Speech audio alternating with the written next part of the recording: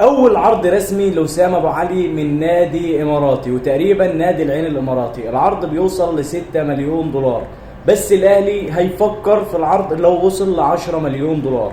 بس مثلا لو العرض وصل ل 10 مليون دولار، هو الاهلي عليه مثلا ديون عشان عايز يسدها عشان يبيع وسام ابو علي ب 10 مليون دولار، او القيد مقفول وعايز تفتحه مثلا بال 10 مليون دولار، او فلوس للعيبه عايز تسدها؟ مفيش. انت عندك استقرار وعندك فلوس وعندك كل حاجه، ليه تبيع لاعب زي وسام ابو علي؟ يبقى احنا كده مش محتاجين الفلوس، يبقى احنا نبيع لاعب زي وسام ابو علي لا ب 10 او ب 15 مليون دولار. احنا عندنا ما تعرفش تجيب لاعب زيه بيلعب ركلات الحره، لاعب زيه بيلعب ركلات جزاء، لاعب زيه بيلعب برجله، لاعب بيلعب براسه، لاعب بيلعب مهاجم فعلا. هي دي المهاجم اللي الاهلي محتاجه.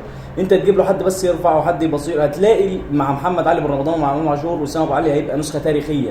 ان انت تبيعه بالطريقه دي مش هينفع. فانت من رايك الاهلي يستفاد بال 10 مليون دولار ويبيعوا وسام ابو علي ويحاول يعوضه، او الاهلي مش هيقدر يعوضه؟ اكتب في التعليقات، ما تنساش المتابعه. السلام عليكم.